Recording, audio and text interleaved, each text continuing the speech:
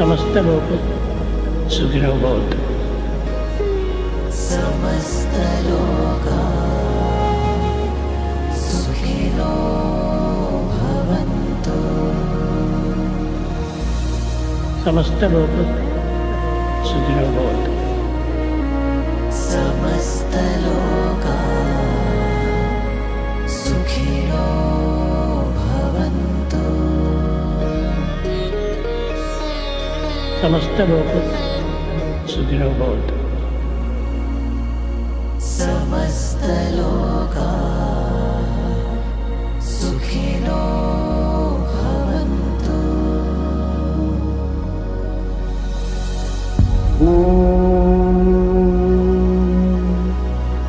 शांति शांति शांति।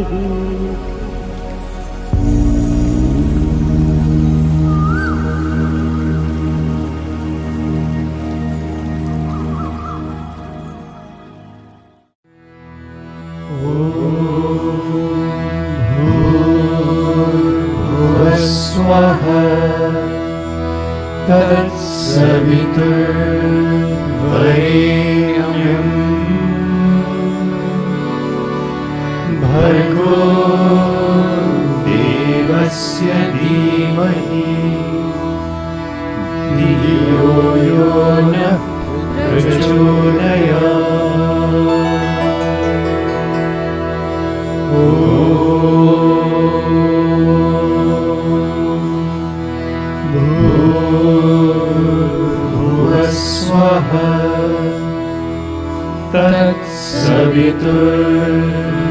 तत्सवितुर्वरेण्यं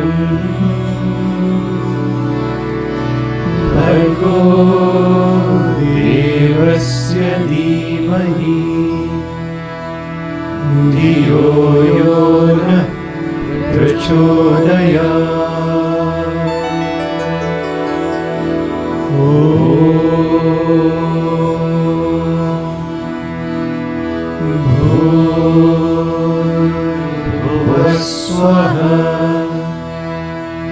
तत्सवितुर्वरेण्यं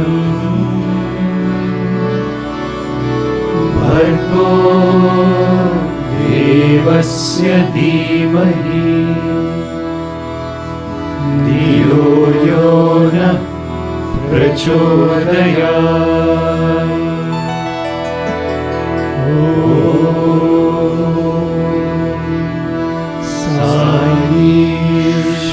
ईश्वराय विद्महे सत्यदेवाय धीमहि तन्नः सर्वः प्रचोदयात्।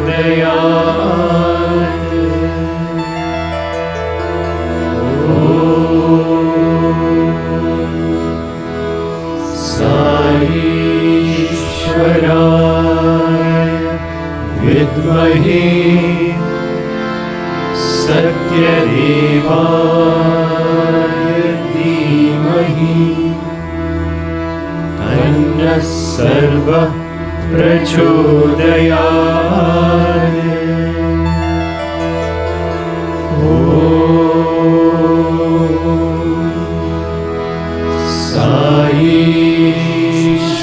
ईश्वराय विद्महे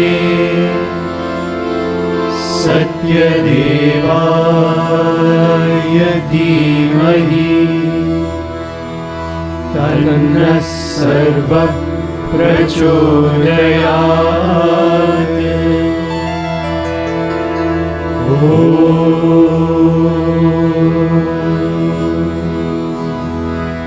शान्ति शान्ति शान्तिः।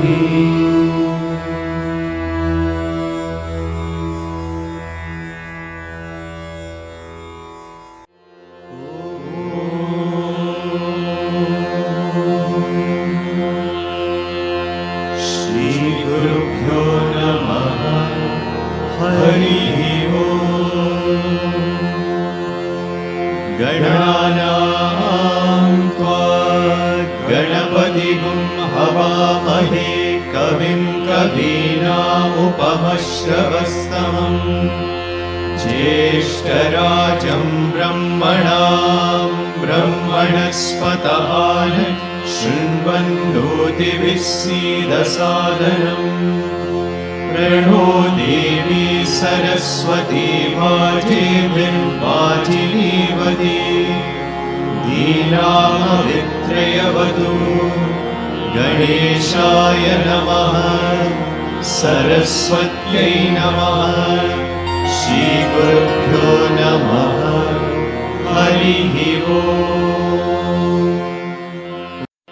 ॐ नमो भगवते रुद्राय ॐ नमस्ते रुद्रमन्यवमुतोर्दैशवे नमः नमस्ते अस्तु धन्वने बाहुभ्यामुदते नमः या तैषु शिवतमा शिवं बभूवते तनुः शिवा शरव्याया तव तया नो रुद्रमृडया या ते रुद्रशिवा तनूरघोरा पापकाशिनी तया नस्तनुभाषन्तमया गिरिशं ताभिजागशीः यामिषुं गिरिशन्तहस्ते विभक्ष्यस्तवे शिवां गिरित्रतां कुरु माहि पुंसि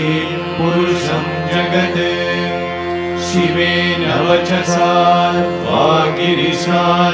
वागिरिशाच्चावदामसि यदा नः सर्वमिज्जगदयक्ष्मगुं सुमना असत् अद्य वोचदति भक्ता प्रथमो नैव्योऽभिषत् अहीतुश्च सर्वान् जम्बयन् सर्वाश्च यातु नान्यः असौ यस्ताम्रो अरुण उत बभ्रुः सुमङ्गलः ये चेमागुं रुद्रा अवितो दिक्षु श्रुताः सहस्रशो वैशाखुं हेडयीमहे असौ योपसर्पति नीलग्रीवो विलोहितः उतैनं गोपा अदृशन्नदृशन्नुदहार्यः उतैनं विश्वा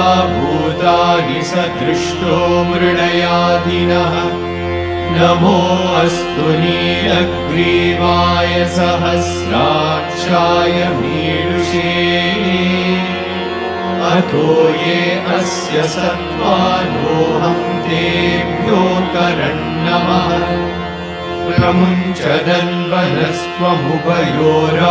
प्रमुञ्चदन्वनस्त्वमुभयोराग्नियोज्या याश्च ते हस्तैषवः पराता भगवो वपा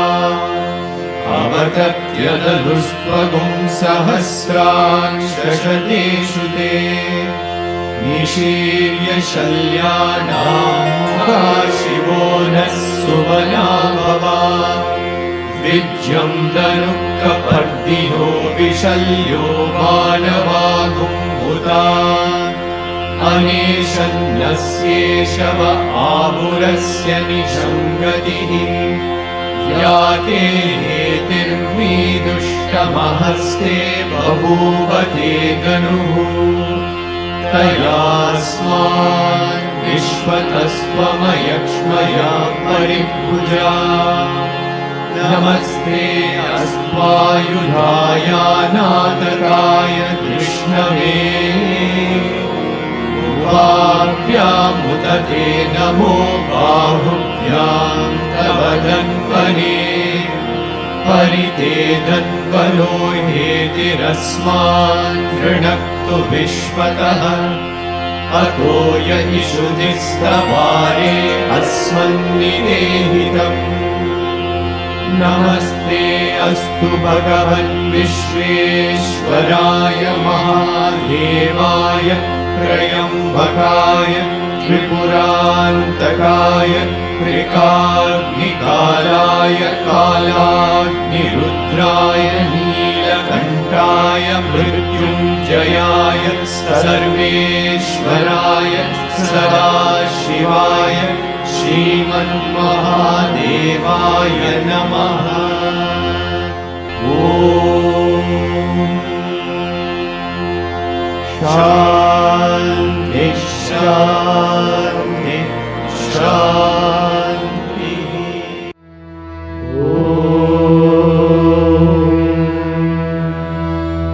त्र्यम्बकं यजामहे सुगन्धिं पुष्टिवर्धनम् उर्वारुकमिव बन्धनान् मृत्योर्मुक्षीयमामृतात्।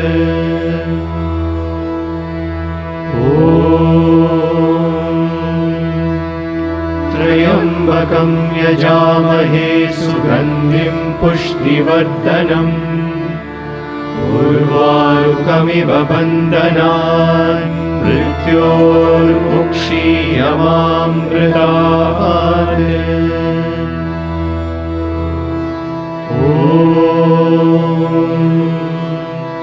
त्र्यम्बकं यजामहे सुगन्धिं पुष्टिवर्धनम् उर्वारुकमिव बन्धनान् मृत्योर्मुक्षीयमामृतात्।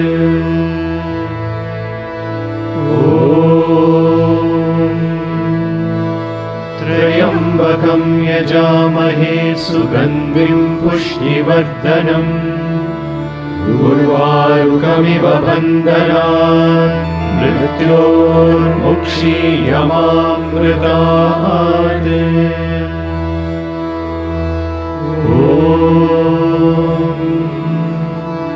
त्र्यम्बकं यजामहे सुगन्धिं पुष्टिवर्धनम् उर्वारुकमिव बन्धनान् मृत्योर्मुक्षीयमामृतात्।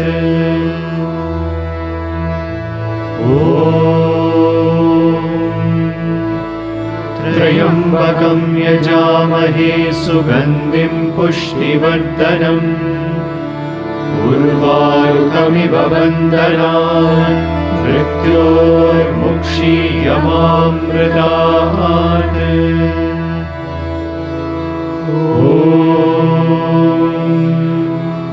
त्र्यम्बकं यजामहे सुगन्धिं पुष्टिवर्धनम् उर्वारुकमिव बन्धनान् मृत्योर्मुक्षीयमामृतात्।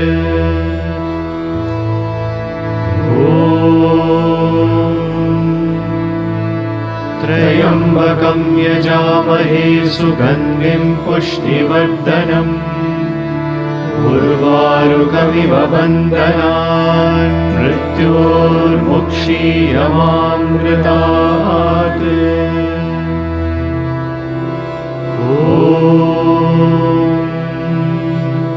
त्र्यम्बकं यजामहे सुगन्धिं पुष्टिवर्धनम् उर्वारुकमिव बन्धनान् मृत्योर्मुक्षीयमामृतात्।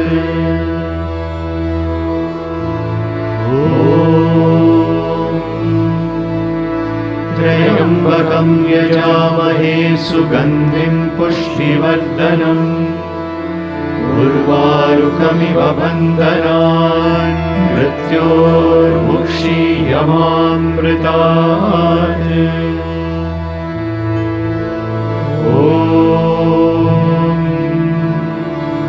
त्र्यम्बकं यजामहे सुगन्धिं पुष्टिवर्धनम् उर्वारुकमिव बन्धनान् मृत्योर्मुक्षीयमामृतात्।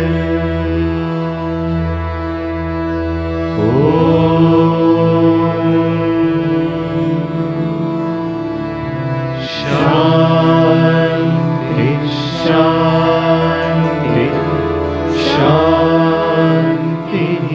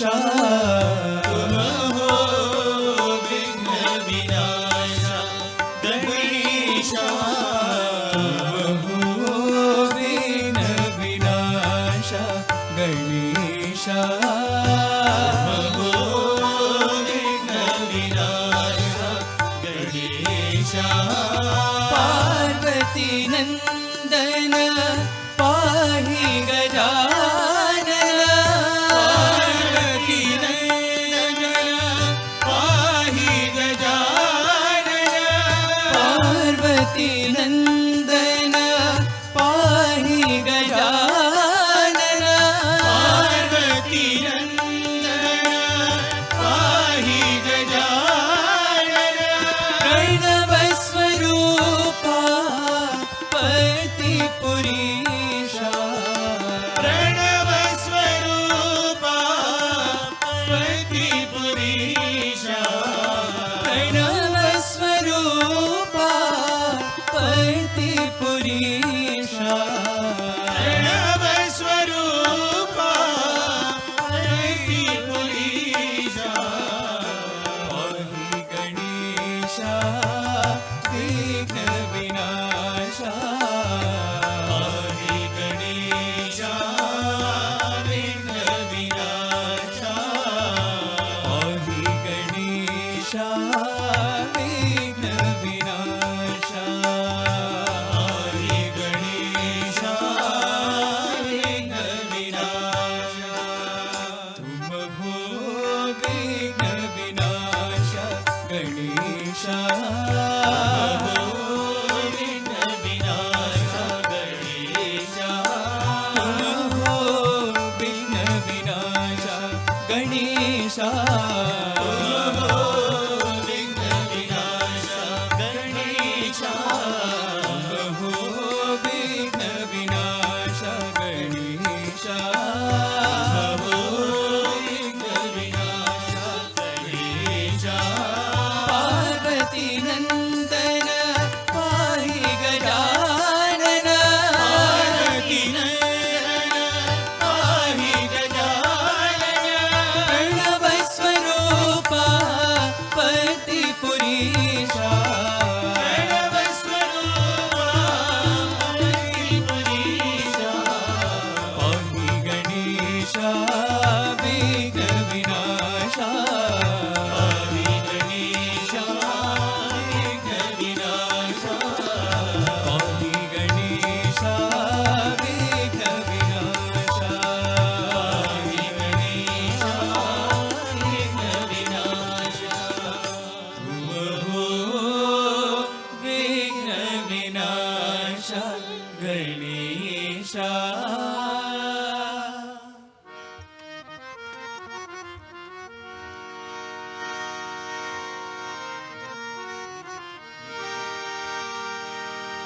मन मंदिर में आओ साई मंदिर में आओ साई मन मंदिर में आओ साई मंदिर में आओ साई साई भगवान दर्श दिखाओ साई भगवान दर्श दिखाओ साई भगवान दर्श दिखाओ साई भगवान दर्श दिखाओ सदा निरंतर भज साई राम सदा निरंतर भज साई राम सदा निरंतर भज साई राम सदा निरंतर भज साई राम गिरिधर नागर नटवर श्याम गिरिधर नागर नटवर श्याम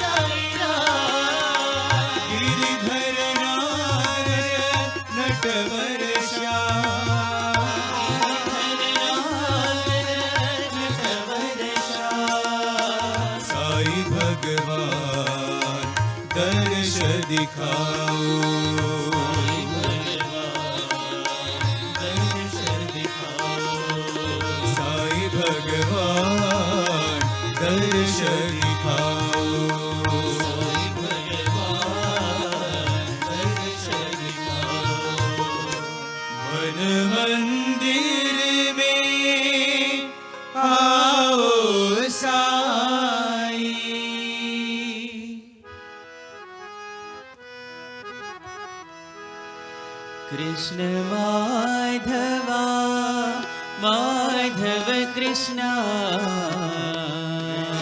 माधवा माधव कृष्ण कृष्ण माधवा माधव कृष्ण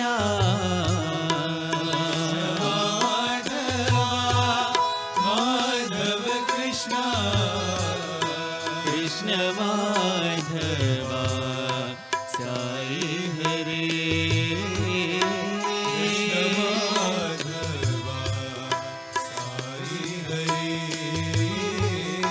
कृष्ण माधवा साई हरे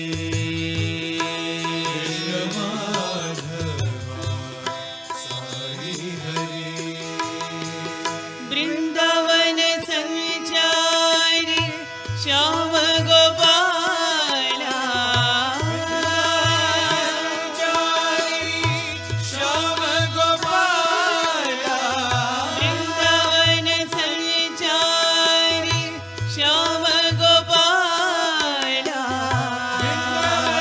संचारी श्याम गोपाला जय मधुसूदन जय नंदलाला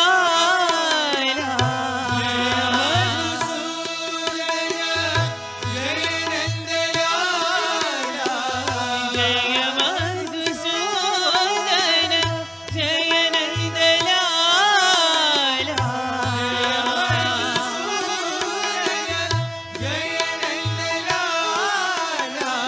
झूलन झूले मेरे साई नंदलाला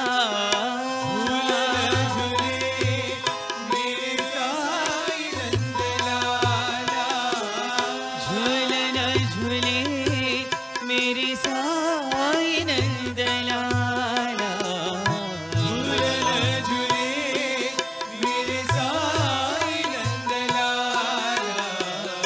कृष्ण माधवा माधव कृष्ण माधव कृष्ण कृष्ण माधवा साई हरे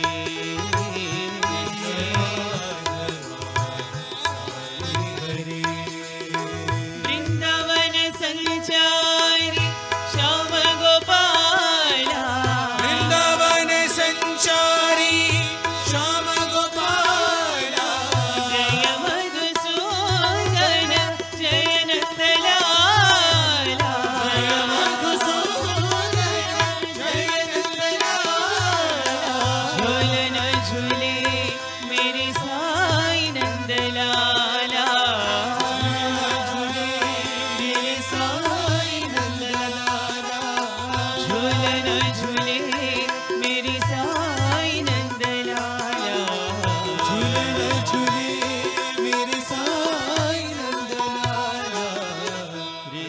माधवा माधव कृष्ण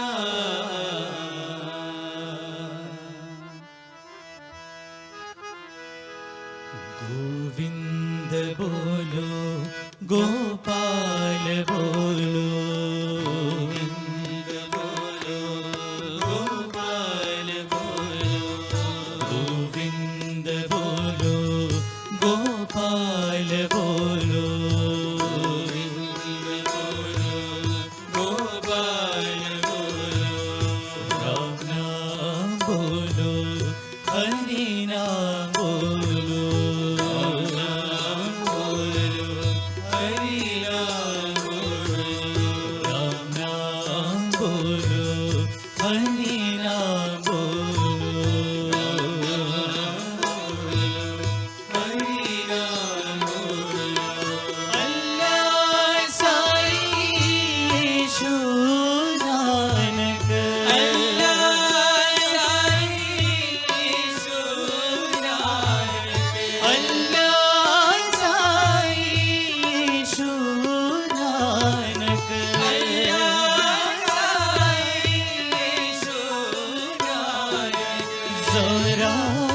महावीर बुद्ध नाम बोलो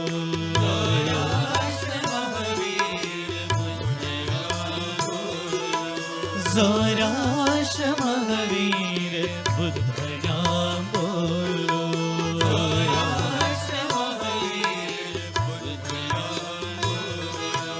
गोविंद बोलो गोपाल बोलो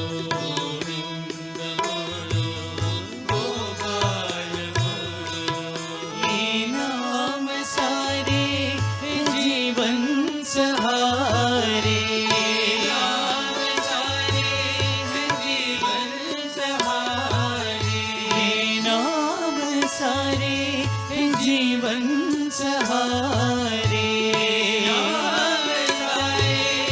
जीवन सहारे परमानंद के खोलते हैं द्वारे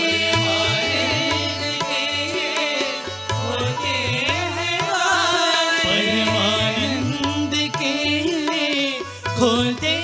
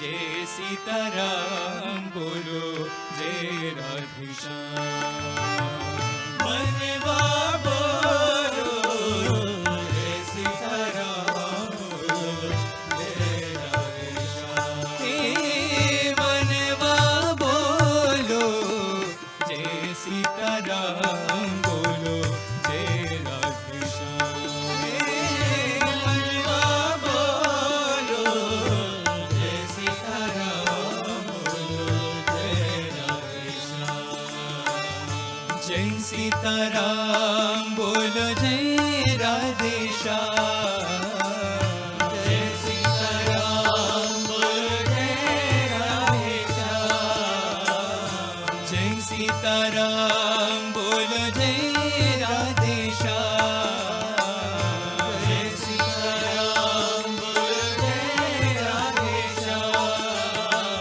जय सीताराम बोलो जय राधेश्याम जय सीताराम बोलो जय राधेश्याम जय सीताराम बोलो जय राधेश्याम जय सीताराम बोलो जय राधेश्याम जय सीताराम बोलो जय राधेश्याम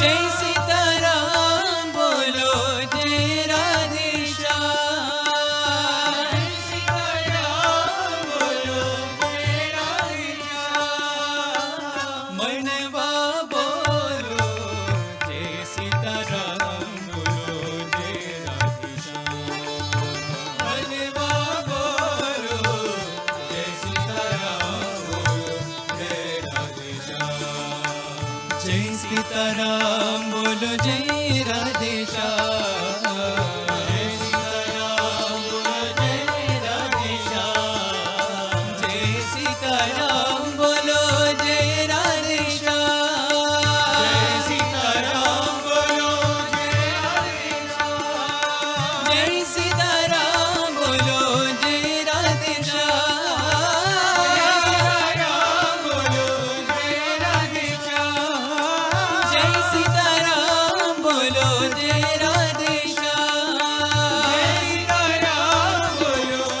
राधेश्याम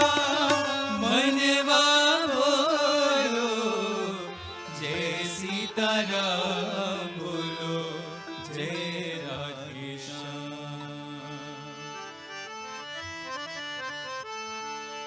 ओंकार रूपिणी जननी ओंकार रूपिणी जननी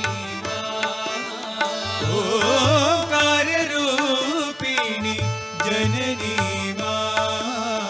ओंकार रूपिणी जननी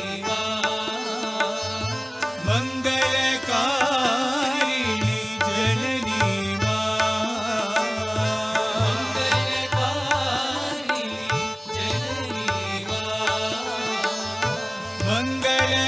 मंगलकारिणी जननी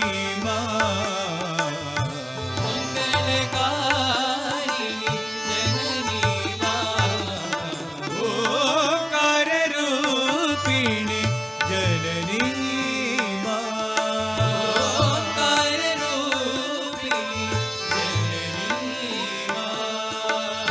गान विनोदिनी जननी गान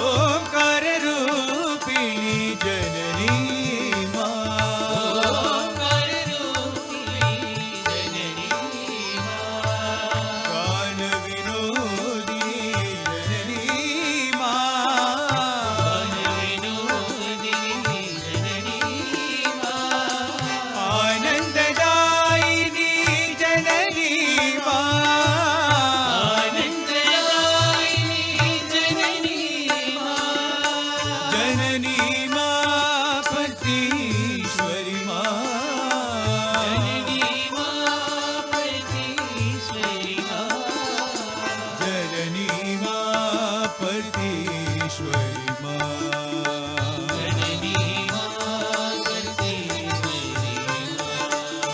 जननी माँ परतीश्वरी माँ जननी माँ परतीश्वरी माँ ओंकार रूपिणी जननी माँ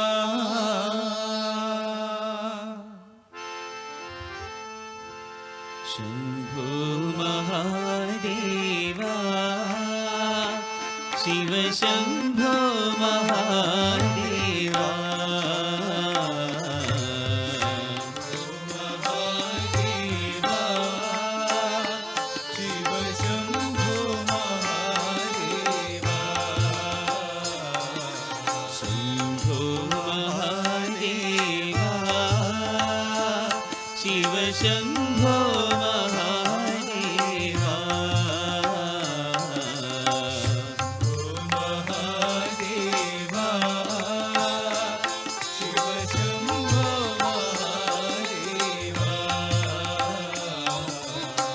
सांब सदा शिव साई शंकर शंभो महादेवा सांब सदा शिव साई शंकर शंभो महादेवा सांब सदा शिव साई शंकर शंभो महादेवा सांब सदा शिव साई शंकर शंभो महादेवा हर हर हर शंभो भव भय हर हर शंभो हर हर हर शंभो भव भय हर हर शंभो हर हर हर शंभो भव भय हर हर शंभो हर हर हर शंभो भव भय हर हर शंभो शिव शिव शिव शंभो सत्य साईश्वर शंभो शिव शिव शिव शंभो सत्य साईश्वर शंभो शिव शिव शिव शंभो सत्य साईश्वर शंभो शिव शिव शिव शंभो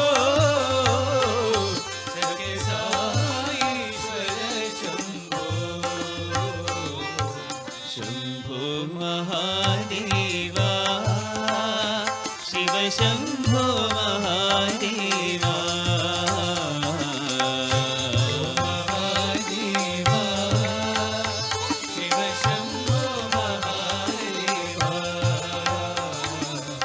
सांब सदा शिव साई शंकर शंभो महादेवा सांब सदा शिव साई शंकर शंभो महादेवा हर हर हर शंभो भव भय हर हर शंभो हर हर हर शंभो भव भय हर हर शंभो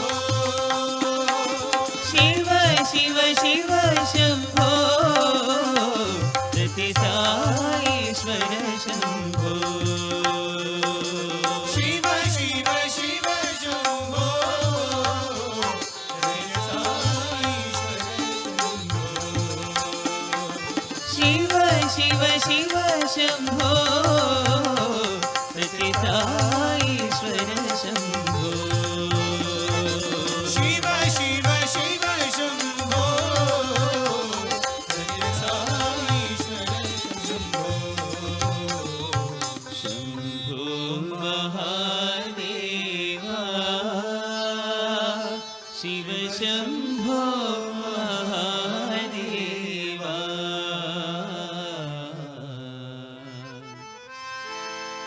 हे ब्रह्मा विष्णु महेश्वर साईश्वर हे ब्रह्मा विष्णु महेश्वर साईश्वर हे ब्रह्मा विष्णु महेश्वर साईश्वर हे ब्रह्मा विष्णु महेश्वर साईश्वर दया करो कृपा करो परमेश्वरा दया करो कृपा करो परमेश्वरा दया करो कृपा करो परमेश्वरा दया करो कृपा करो परमेश्वरा साई राम साई राम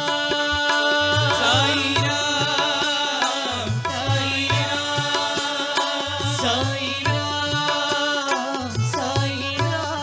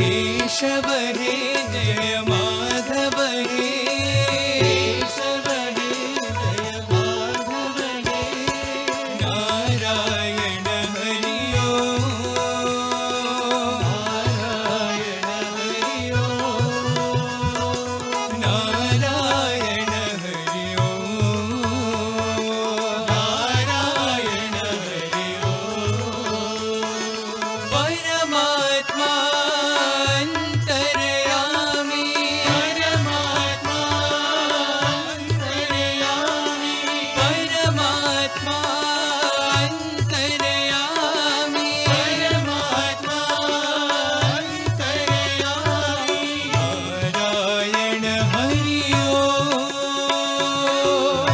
नारायण हरि ओम नारायण हरि ओम नारायण हरि ओम नारायण हरि ओम नारायण हरि ओम नारायण हरि ओम नारायण हरि ओम हरि हरि ओम शिव शंकर ओम हरि हरि ओम शिव शंकर ओम नारायण हरि ओम नारायण हरि ओम नारायण हरि ओम नारायण हरि ओम केशव हे जय माधव हे केशव हे जय माधव हे नारायण हरि ओम नारायण हरि ओम नारायण हरि ओम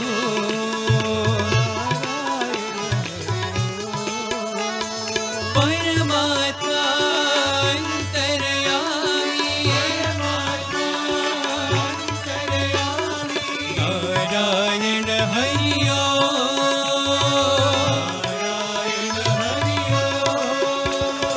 नारायण हरि ओम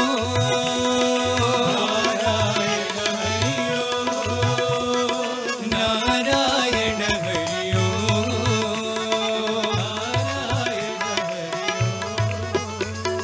नारायण हरि ओम हरि हरि ओम शिव शंकर ओम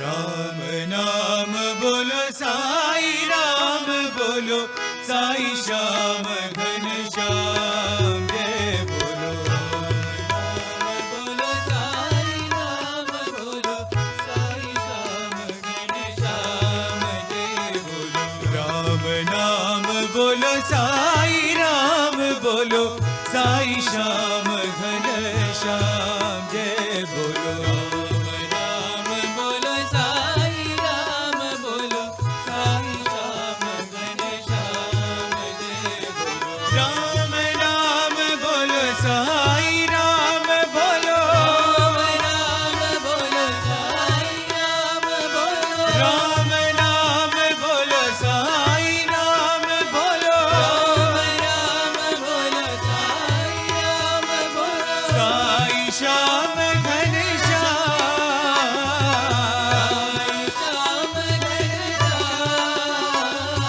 साई श्याम घन श्याम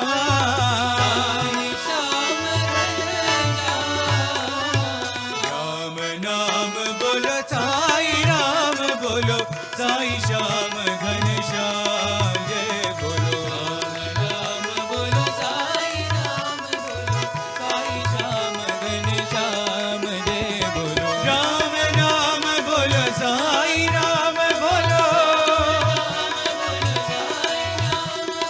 साई श्याम घन श्याम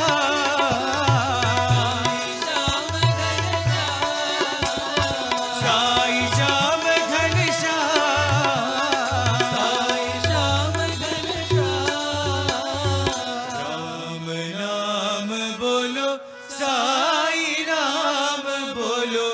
साई श्याम घन श्याम जय बोलो। नमामि ब्रह्मा नमामि विष्णु नमामि महेश्वरा। नमामि ब्रह्मा नमामि विष्णु नमामि महेश्वरा। नमामि ब्रह्मा नमामि विष्णु नमामि महेश्वरा।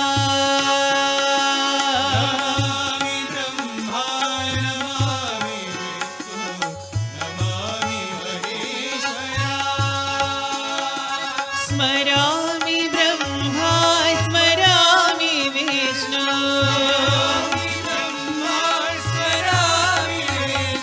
स्मरामि ब्रह्मा स्मरामि विष्णु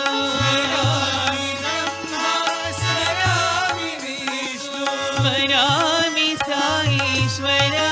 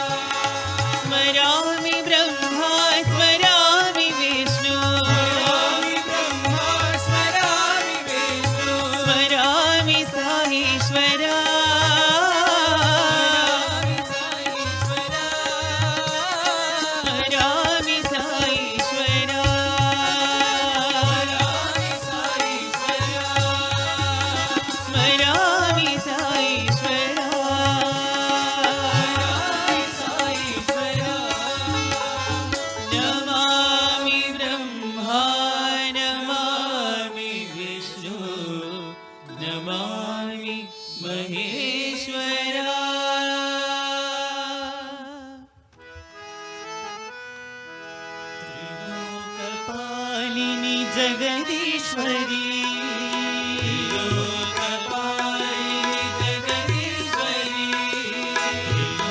लोकपालिनी जगदीश्वरी लोकपालिनी जगदीश्वरी सदानंद रूपिणी साईश्वरी सदानंद रूपिणी साईश्वरी सदानंद रूपिणी साईश्वरी सदानंद रूपिणी साईश्वरी लोकपालिनी जगदीश्वरी लोकपालिनी जगदीश्वरी कारुण्य लावण्य कादंबरी कारुण्य लावण्य कादंबरी कारुण्य लावण्य कादंबरी कारुण्य लावण्य कादंबरी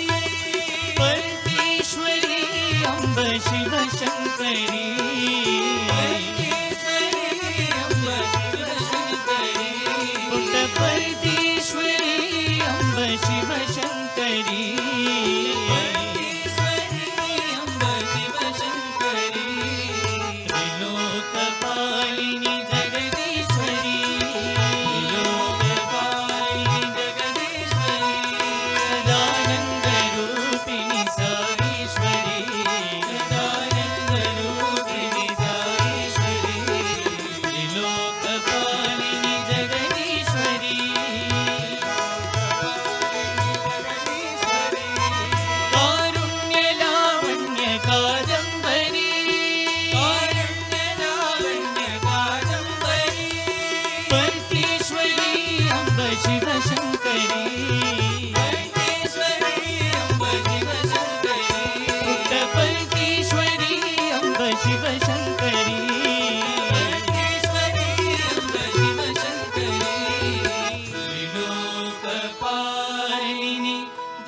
Shanti,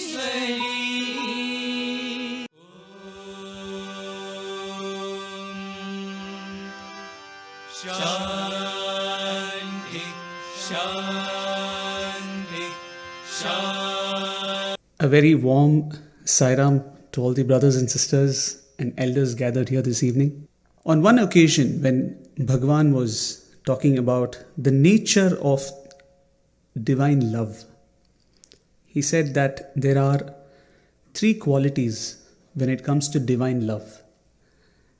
And the first being selflessness, the second being changelessness, and the third being fearlessness.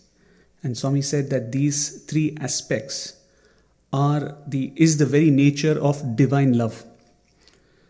Now when you look at these three aspects, that is selflessness, changelessness, and fearlessness, it's very interesting because every action of Bhagwan was selfless.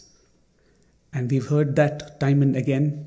We see that time and again in our own lives, that whatever happens is only for our own good and there's nothing that Bhagwan really gets from it. So it is the very nature of his love to be selfless. And when we listen to the Sai Bhagavatam, we hear stories from so many devotees, those who have been with him in the Pata Mandiram days, those who have seen Prasanthi Nilayam as it was established. And these are people who have spent decades of their lives in his immediate presence. And you realize that his love is changeless. It was always the same. Yes, the expression of it might have changed, but the love that he has just not changed. And in this process of exhibiting selfless love and changeless love, the love was fearless because only the love that is fearless does not worry about repercussions. In the sense, now if you look at any guru, so to speak, if you go and sit at the feet of the guru and the guru ignores you for 10 days, 15 days, it's excruciating. You want to catch the guru's attention, but you don't find that happening. How long will such a devotee persist? At some point of time, you'll start looking for another guru who's willing to give you the time and the attention that you seek. But Swami never hesitates to put us under the scanner, never hesitates to test us, because as Swami says, my test is my taste. And elsewhere Swami says, my tears are my taste. Means he tests you to the point where you are tearing up. But that's exactly what he wants for you. And he doesn't fear that the devotee might turn away, because he knows that this is for your good. It's much like some of the leafy vegetables that, however unpalatable they are, mothers still put it on the plate, right? Because it is for your good. There is no two ways to that. Now, talking about these epithets that we can describe the Lord with, today I'm going to talk about, time permitting, I'm going to talk about my 3 favorite epithets that describe this wonderful phenomenon that we have with us, Bhagwan Shri Sathya Sai Baba. And that is something that I read in one of Professor Kasturi's talks. And he says, the Lord is tremendous, the Lord is mysterious, and the Lord is fascinating. Anything that he does, everything that he does, it is tremendous, it's very mysterious, and it's fascinating. So very often we wonder why something like this had to happen. And we wonder, why are you doing this, Swami? Swami, why him? It's mysterious. You can never understand. Right? And sometimes his leelas are tremendous. And every single story is fascinating. And that's why, probably why we all have gathered here today, because we can never have enough of his love. Talking about mysterious. So one day, when Bhagwan was in Prasanthi Mandir, he happened to mention to 2-3 devotees who were around him, do you know what is the greatest mystery in the universe? said, Swami, we don't. Swami said, remind me tomorrow and I will tell you. And the three of them were in such great anticipation, because here is the Lord who has said tomorrow he will reveal the greatest mystery in the universe. Right? Can you just imagine what the anticipation must have felt like?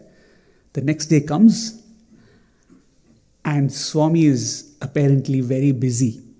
He's called people for interviews. There are a lot of devotees who have come. Suddenly there's a group that has traveled in.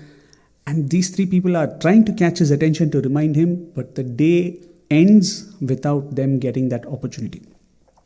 They're very dejected. They said, okay, they think to themselves, okay, maybe tomorrow. And they go to bed. And one of these people was sleeping in the Mandir itself, in the veranda of Mandir itself. In the middle of the night, somebody is tapping him and he wakes up and it is Bhagwan. And Swami asks him, you all didn't want to know the mystery. Why didn't you remind me? And he says, Swami, we wanted to, but we couldn't catch your attention. Swami says, okay, come with me now. Swami takes him to the terrace of the Mandir. And back in the day, there's no Kulwant Hall, there's no sands. It's just beyond the Mandir, it is pitch dark. And Swami takes him to the terrace and says, look there. And suddenly the skies are alight and there are divine beings flying in from different directions. They're all coming to Bhagwan. They have a word with him and they fly in another direction. And this is tremendous, mysterious, fascinating.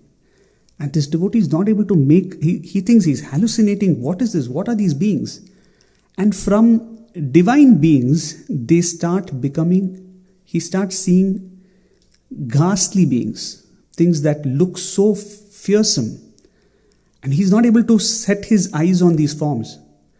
And when these start coming and having a moment with Bhagwan and going away, he's unable to take it anymore. He just shuts his eyes and he says, Swami, I can't see this. And then the whole scene ends. Swami comes to him and says, you know who all these beings were? When I am here, these are the divine beings that are doing my work in different parts of the universe. Okay? And then Swami says, do you know what they all yearn for? He says, Swami, I don't. They all yearn for this one moment with me. To have one moment, to have one word, to spend one moment with me. What have you all done that they haven't done to get my proximity? That, Swami said, is the greatest mystery of the universe. What have we done to come to his fold? When we look back at our own lives, when we reflect on the journey that we have made so far, you will realize that circumstances, people, events guided you to him. And it was not something that you could really ever control. I'm going off script here.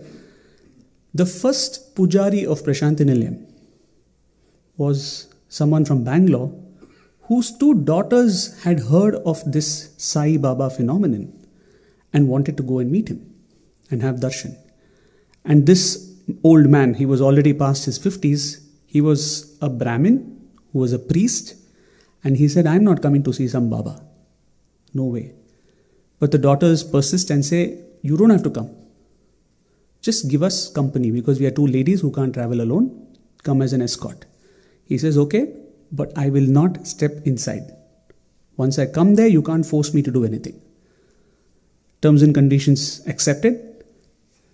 They come to Prasanthi Nilayam, the old Mandir in those days, and he refuses to enter the presence of Puttaparthi.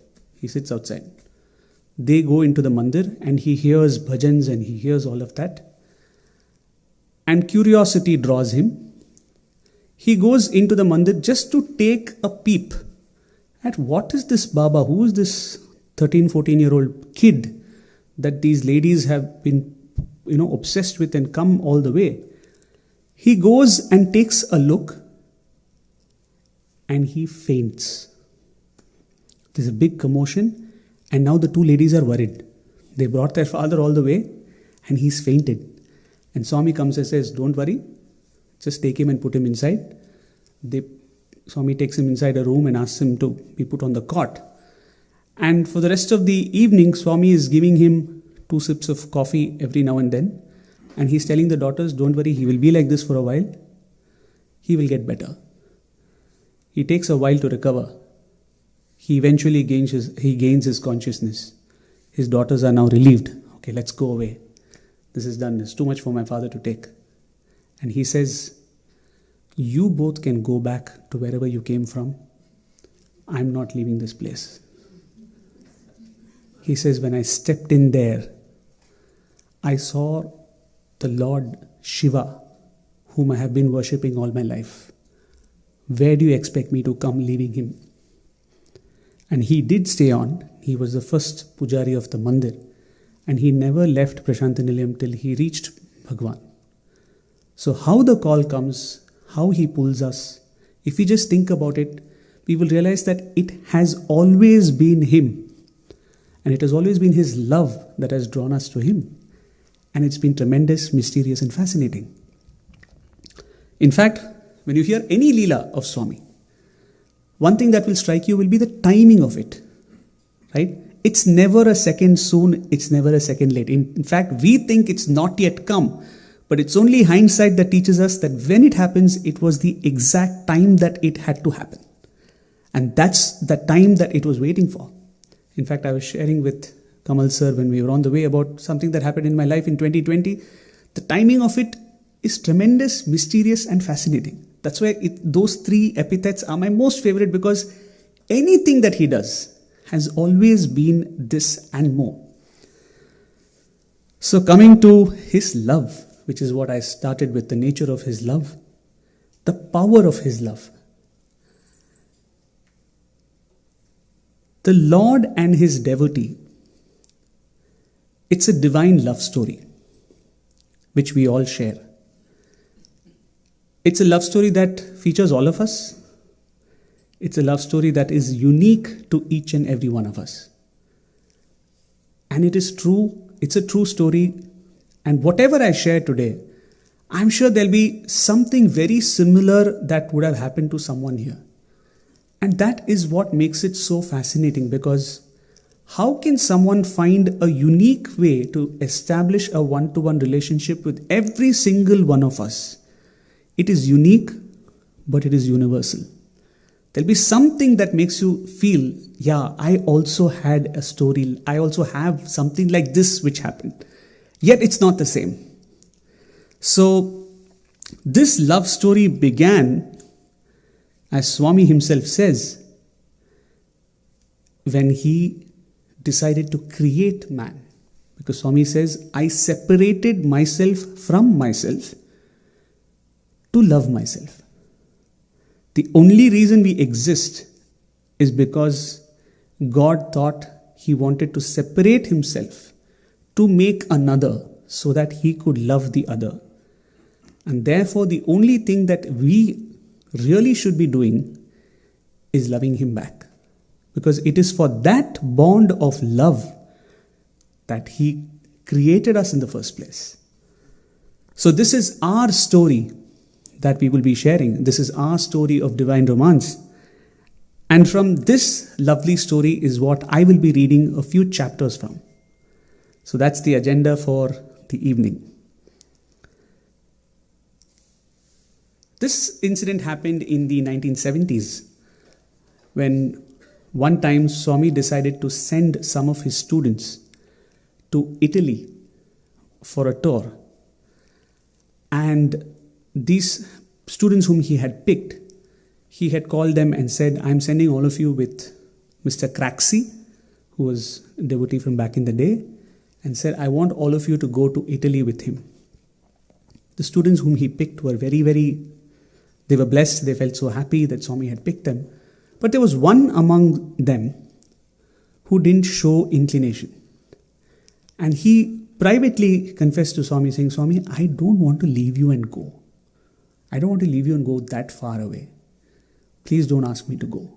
Swami said, no, I want all of you to go. And the love story has so many different ups and downs that it goes through, right? So he's having a kind of a verbal spat with Swami, saying, Swami, I don't want to go. How can you tell me I have to go? Swami saying, no, you have to go. So he finally says, Swami, I'm not going. Let's see what you can do. I'm not going. Nevertheless, Swami arranges for the visa, Swami arranges for the tickets for everybody, including him. And Swami calls a tailor to get suits stitched for all of them because they're going to be traveling abroad. And this brother doesn't come because he doesn't want his suit, because he doesn't want to go. Swami calls the tailor one evening when this brother is outside, and from inside shows the tailor this brother and says, take a good look at him. You can size him up, right? Find somebody who looks like him and stitch a suit. Okay? So suits have also been stitched, none of which this brother is aware of. The day to travel comes, Swami calls all of them, blesses them, and then Swami drops the bomb on this brother saying, see, everything is done. Your visa is done, your ticket is done, your clothes are ready. You have to go, else I'm not talking to you. So you know when you're pushing the buttons, even with him, and you know when you have to stop pushing the buttons. So he concedes. And Swami tells all of them, go, see the world, have a lot of fun. Whenever you can, send a telegram to me. Each of you can send a telegram telling me what you have seen. Go see the eyes, I will see the eyes through your world, and whenever you see something, send a telegram back to me. They leave. They finish their tour, so whenever they see something very significant in Italy and in and around Italy, they remember to send a telegram to Swami. Each of them is sending their own telegram to Bhagwan saying, Swami, we saw this today, Swami, we saw the Leaning Tower, Swami, we saw this. And they sent their telegrams, they're staying in touch with Bhagwan through that, and they come back. They all return to Prasanthi Nilayam. Swami welcomes all of them. Swami calls this one brother who didn't want to go, takes him to his room, to Swami's room. Swami opens the drawer in his dressing table and takes out the whole stack of telegrams and gives it to him and says, what is this? That brother, the only telegram, the same message he sent every single time was, Swami, I miss you. Nothing else stuck on him except for the fact that he was missing him all the way from where he was. And Swami chided him saying, I sent you all the way and this is all you've done. You've just said the same message again. And he said, yes, Swami, I didn't want to see anything else. I just want you. Mysterious how you can love someone like that and how someone can be loved like that. On one occasion in Kodaikanal, where Swami would, every time he would go to Kodaikanal, he would have a Narayan Seva session and he would distribute clothes for all the needy. So there was this very elderly person who used to organize the procurement of all the clothes for distribution, the dhotis and the saris. So he had come to show Swami what he had brought for procurement. So Swami took a look at all the samples that he had brought and asked him, how much is this? What is this? What material is this? Can you get me something with lesser border? And Swami was very practical and he had great eye for detail, teaching us many things in the most innocuous of moments. All that was done. Swami asks him, how much? How much should I pay you for all of this? He says, Swami, I don't want money. I'm doing this for you. Swami says, no, I'm not taking money. I'm not taking your goods unless you tell me how much it is. Else I don't want it. You can keep it. So, like I said, when it goes to that, you concede defeat. And he said, Swami, put together it costs this much. And the Maya that always surrounded him. When Swami heard the amount, Swami immediately was like, so much. So here is somebody who doesn't want anything. You extract the cost out of him and then make him feel like he's fleecing you. Swami, so much. He said, Swami, this is why I said I don't want anything. No, it's okay. I'll give it to you. he signals to one of his servitors and says, please bring the amount. Swami gives him the money. He accepts the money. And then Swami remarks, you went all the way, you brought all these things for Swami to distribute. You didn't get anything for Swami. So this person immediately says, tapu, Swami, tapu, I made a mistake. And he starts walking out. So Swami is calling out to him, stop, don't go. He's just on his way out. Swami immediately tells the brother there, saying, stop him, bring him back. By the time he's already halfway out of Bhagwan's residence, and this brother runs to catch him and says, sir, Swami is calling you. He shoves him and says, no, don't stop me. I made a mistake. He's out of the door.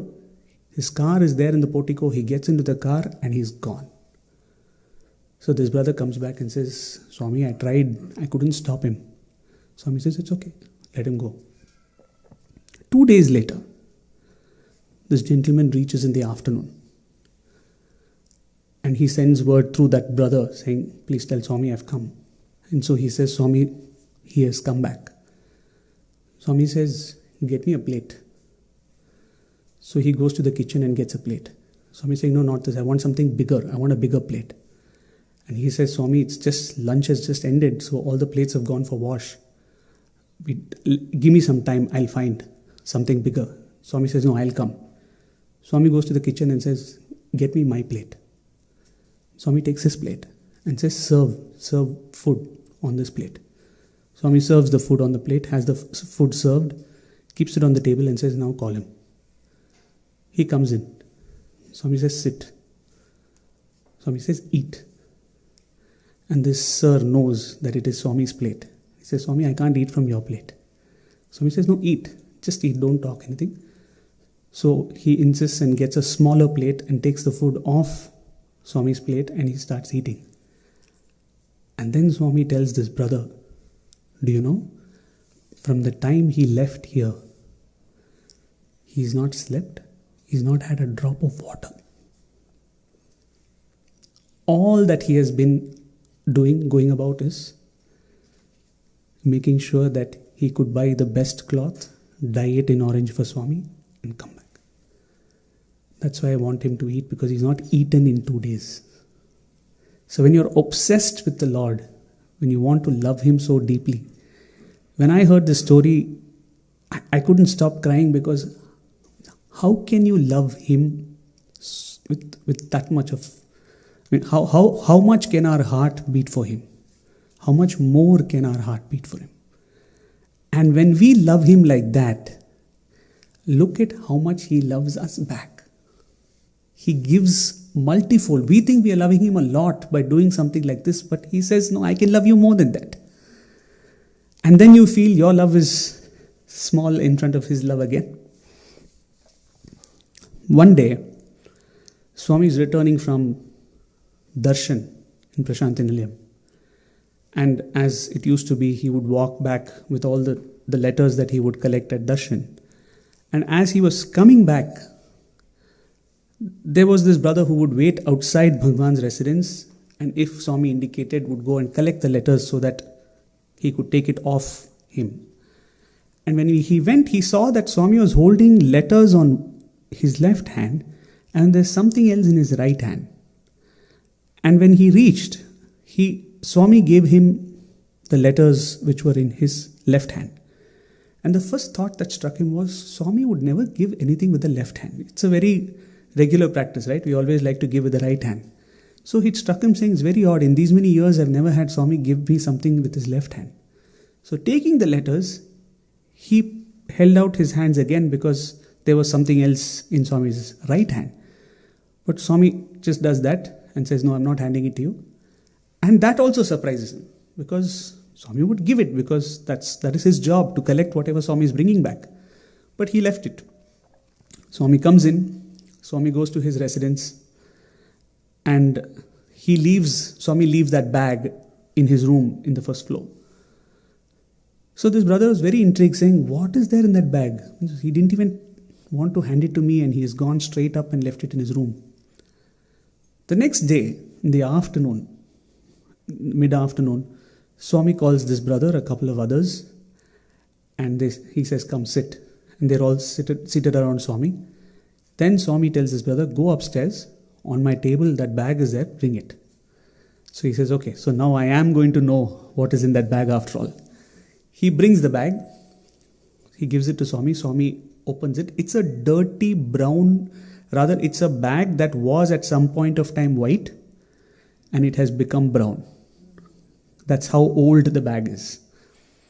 Swami opens the bag and he pulls out boiled groundnuts.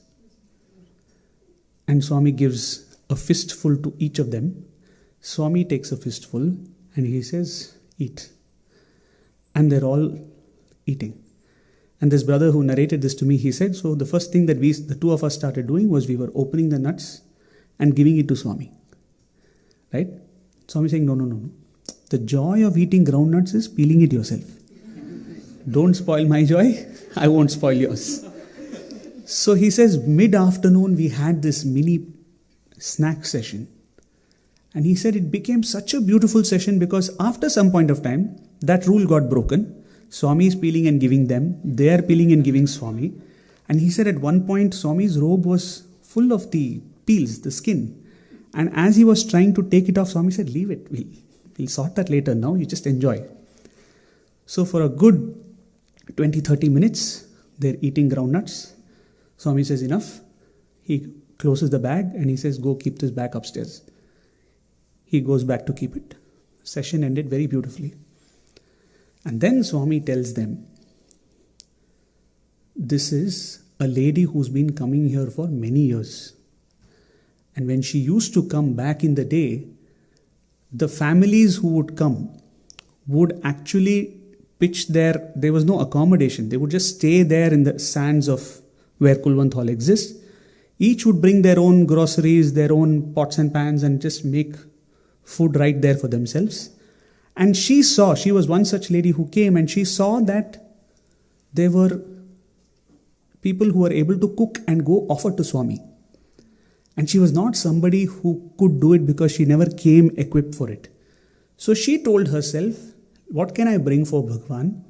So she had a plot of land where she would grow these groundnuts and she would harvest it, boil it and bring it to Swami. And if she came, Swami would know that she's brought groundnuts.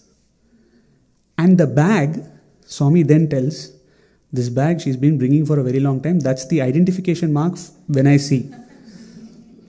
So Swami said that bag has to be very... Kulwant Hall has been built, but the love story, changelessness that I said about, right? That is the beauty of divine love. That no small act of ours is insignificant. For him, it's just about the feeling with which we do it, and nothing else matters. For when Swami when he used to visit Vrindavan, wherever Swami goes, these trinklets and these pendants and rings and those shops, all photos, calendars, all those shops would start mushrooming just outside the ashram. So as she was waiting to enter the ashram, she saw a shop selling bronze idols, which many of us have in our altars. So she saw a very beautiful idol of Krishna. So she bought it, she bought a plate, she bought a small cloth, and she thought, let me get this blessed at darshan so that I can go back and keep it at home in the altar.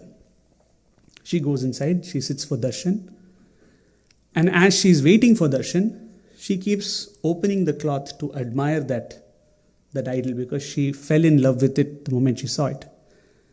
And as she's seeing this idol, a thought crosses her mind. She thinks, if only we were in a better financial position, I wouldn't have had to buy this copper idol off the streets. I would have bought something better, and that would have been befitting to offer Swami to bless. But what to do? This is what I can afford. This is what my circumstances are. And she consoles herself saying, okay, maybe someday I'll do that. Swami comes for darshan. As he's approaching her, she's desperate to get it blessed, right? So she takes the cloth off and she holds up the plate, desperately trying to get Swami's attention. Swami is crossing her, apparently not seeing her, and the yearning builds. And Swami turns, Swami looks, Swami comes to her, he picks it up. He looks at it and he admires and looks at her and smiles. And she's thrilled. I wanted Swami to bless it. He's picked it up. Wow. And then Swami walks away with it. And from the high, there's that steep fall. She's saying, Swami, you're not supposed to take it. You're supposed to bless. And she's now, that desperation of seeking his attention has started again, but for a different reason.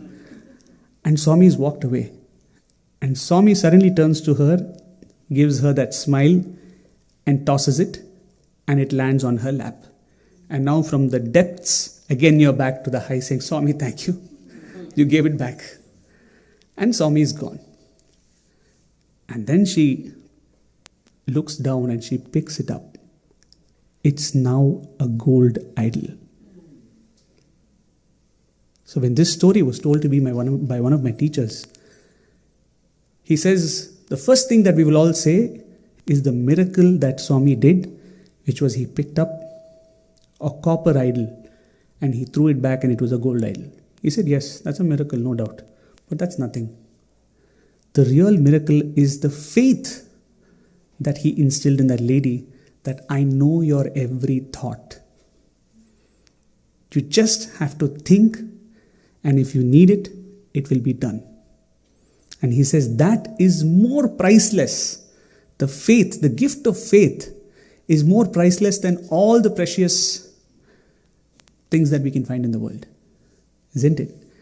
And how, that's why I said, I'm repeating that. Tremendous, mysterious, fascinating. It is tremendous that he could pick up copper and make it gold. Isn't it? It is mysterious how he managed to, how did he do it? If you want to use your logical mind, how did he do it?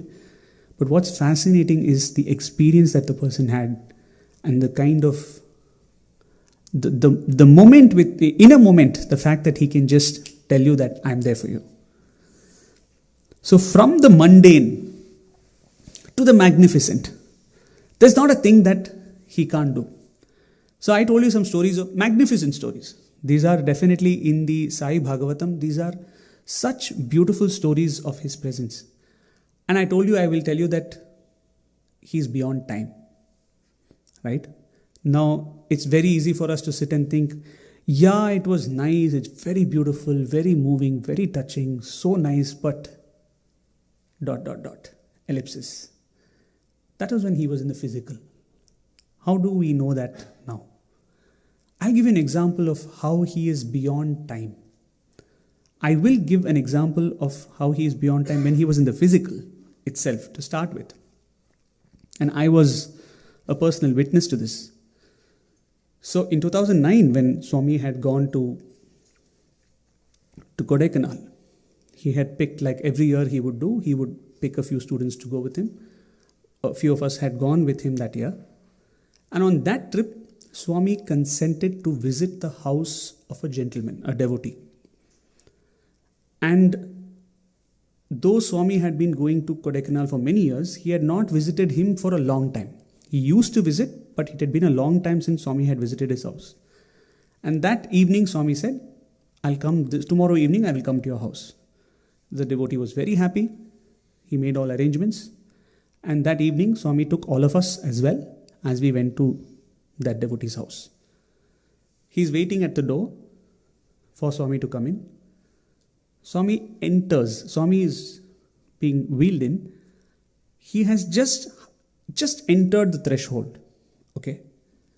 And the first thing that Swami is asking him, the moment he entered, is, "Idhar ek Ganesha tha na? Kahan hai wo?" So, and I was just behind Bhagwan. Okay, as we were all trooping in. So I could see the reaction of that gentleman. because he was facing the door and we were behind Swami. So he had a quizzical expression. Ganesha? हाँ Swami, yes, it was here. उधर है Swami, झूला के पास है. We moved it there. हाँ वही सोचा था, it was here, इधर था ना. And Swami went in. As Swami crossed him, I saw the expression of the devotee change. From that quizzical expression, suddenly it hit him, and he looked at me, and I was the first boy there. So he just caught me and he said, "Brother, Swami is coming here after 10 years. And Swami remembers what was where in the house when he came last time. I have forgotten that we moved it there, but Swami remembers." Like that he did, and then he realized that Swami is already gone in and he has to attend to Swami, and he ran. For me, what struck me was the casual tone with which Swami asked. Now imagine if you go back home now and the sofa has been moved. Right? You'll go back and you'll ask, what happened? Why you moved the sofa? Right? 10 years have lapsed. How could you possibly remember where what was in anybody's house? Least of all, something like this. And the best part was that the owner didn't remember. But it was a reminder to the owner that you think I have not come for 10 years. I am here. I am right here. That is why I am telling you, you moved it from here to there. That is just to prove to you that I know exactly what is where in your house. Don't think that time binds my presence in your house. Right? Now coming to a story of beyond the physical. Till now we spoke about how physical Swami was showing his presence. And I'll give you my own story, which is as recent as 2 weeks ago. So I landed in Atlanta. I had the retreat at Atlanta for the Memorial Day weekend. And the day after Memorial Day weekend, I was flying out of Atlanta to Boston. So I got dropped off at the airport. I walked in, and it's the day after Memorial Day weekend, so it's like there are people everywhere, and everybody is going somewhere all the time. But more so at the airport, it's crazy. And as I narrated this to somebody else the other day, however educated you are, however old you are, when you're traveling alone, you still feel vulnerable, especially if you're in an alien country. If this was Chennai airport or Bangalore airport, I know where to go. I don't know where to go, and I don't have time, because if I make one wrong turn, I'm missing my flight. That's the amount of crowd, right? If I stand in the wrong line, and by the time I realize that's the wrong line, my flight's probably taken off. So I timidly asked for directions, and the guy at the help desk, he said, "Yeah, you take a left and take a left." I said, "Okay, take a left, take a left." So when he took a left, I'm just standing behind his booth. So I'm saying, what sort of direction is this? You could have just said, go behind, right? I walked ahead and I asked, so I'm like, and nobody's ever worried about you being lost in this country, right? So I'm trying to catch somebody's attention to say, am I going the right way? And somebody said, yeah, go straight. And that straight is like, it's an endless straight. Like I'm walking, and every step feels heavy because am I going in the right direction? I don't have the time to retrace all these steps. I stood in line for check-in. I stood in line for security. And I saw a man who looked Indian. Okay? Which itself looked rare for me at the airport that day. So he was also walking in security. We just glanced at each other. I thought, okay, he looks Indian, and left it. We crossed security. And then the gentleman who dropped me, he called me and he said, "See, you have to take a train to your terminal." I said, okay, now I have to find a train in the airport.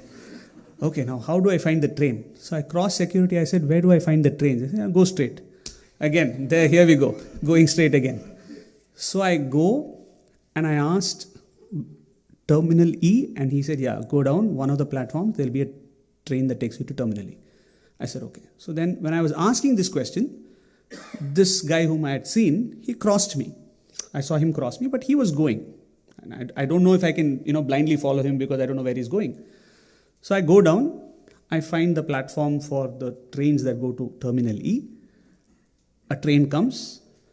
I jump in, but self-doubt. Again, I'm looking up at inside the train, I'm seeing, does it go to E? I just want to double check before the doors close. I need to get off. And then this person spoke to me. He was standing next to me. He said, you're going to E? I said, yes. He said, yeah, you're on the right train. I'm getting off at C, 2 stops after mine. I said, okay, good. So then we actually, since we have conversed, we just smiled at each other. He said, where are you from? I said, I'm from India. I said, you? He said, I'm from Hyderabad. And then he said, I came here to study in 2017. I've been here. I said, oh, nice. What about you? Are you here to study? I said, no, I'm here to visit some family and friends. I'm also here to give some talks. Oh, interesting. Okay. Talks on what? He said. I said, I speak about the life and message of Bhagwan Sathya Sai.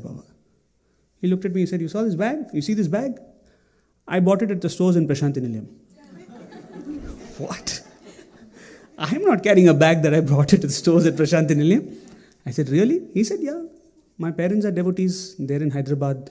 In fact, before I came to the States, I visited Prasanthi Nilayam. I have not come back to India after that, so I have not visited. So what do you do there? I said, I teach at the university. Oh, okay, nice, nice. So you said you came here to give talks. Where? I said, the Sai Centers. There's a Sai Center in Atlanta? I said, yeah, man. The 400 people showed up for the retreat. I said, yes, there's a Sai Center in Atlanta. Can you give me the address? He said. So I texted the person who dropped me. I said, what's the address to the Sai Center? He replied. So I just had time to show him and said, this is where it is. He said, thanks so much. I've been here for 5-6 months. I don't know where the local Sai Center is. I'll go. And by the time his station had come, he said, Sairam, and he got off. I was thinking, what are the chances, right? In that airport, okay, there was only one person that I spoke to. Except for, discounting the million people whom I asked for directions, of course. I conversed with one person and he says all that he has to say. Now, I didn't need a better proof than him, where Swami is telling me, I'm with you. You can't take the wrong turn. You won't take the wrong turn. I will be there to make sure you don't take it. Right? And the beauty of this is, as much as he was an instrument for me, I was an instrument for him. I had to travel all the way from Prasanthi Nilayam to Atlanta to show him the Sai Center in Atlanta.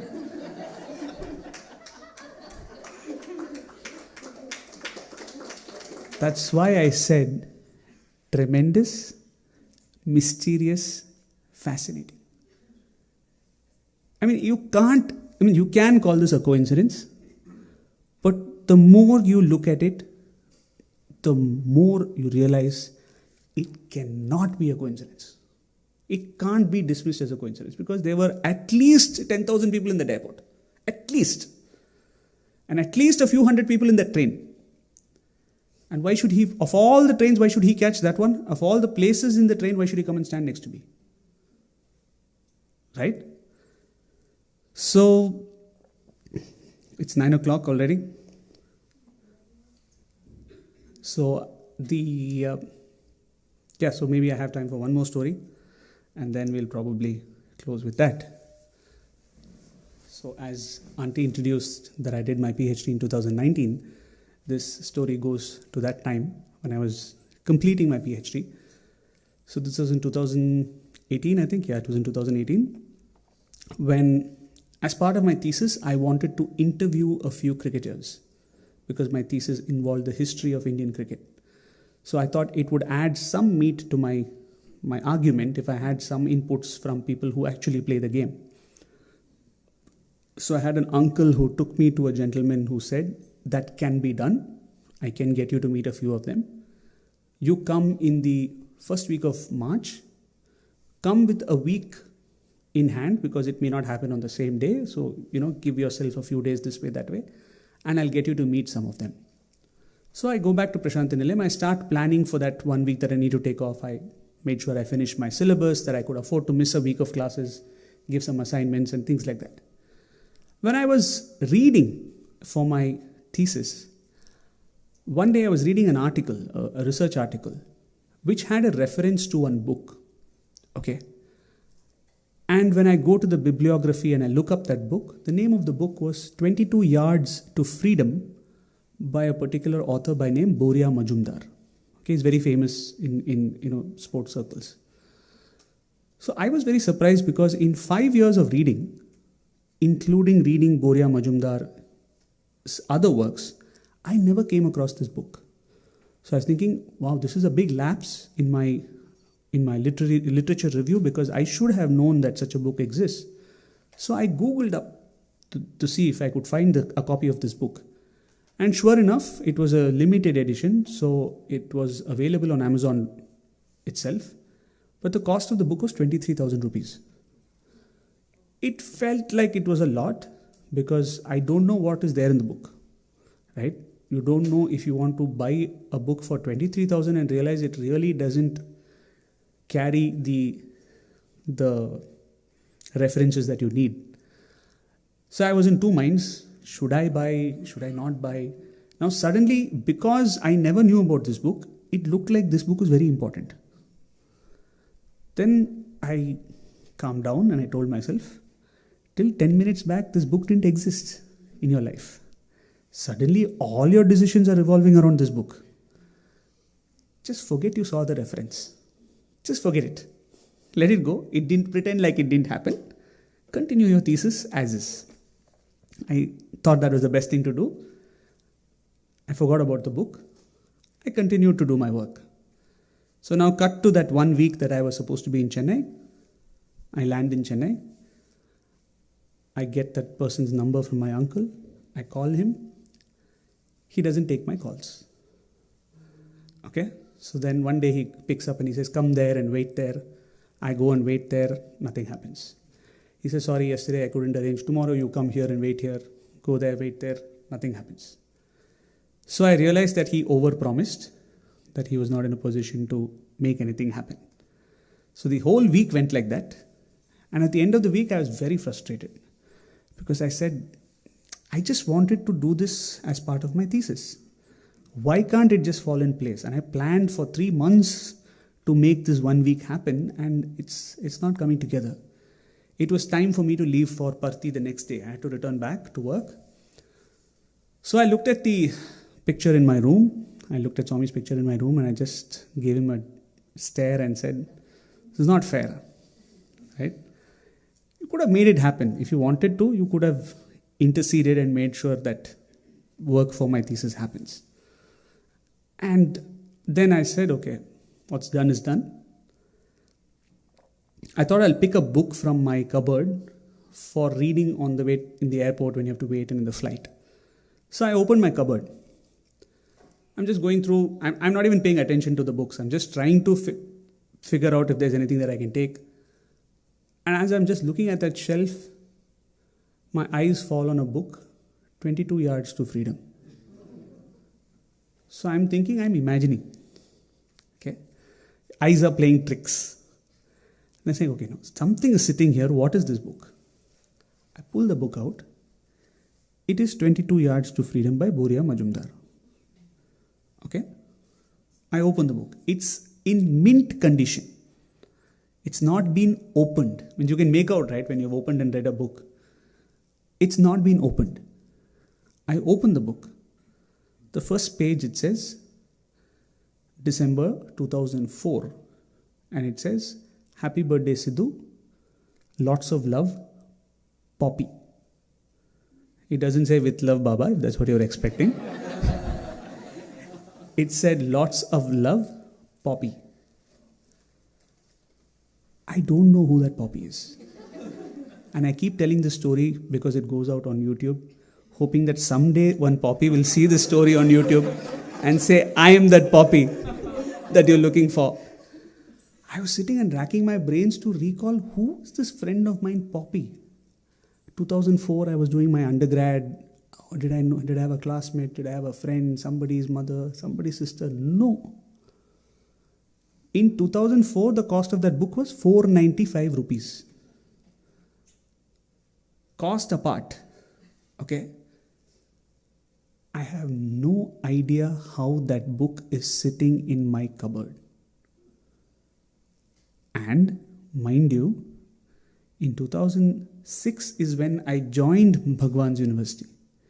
In 2009 is when Swami told me to do my PhD. In 2018, I'm looking for this book which has been sitting in my cupboard from 2004. 2004, 14 years, even before the idea of joining Swami's university had come to my mind, he has given me a book that I need 14 years later.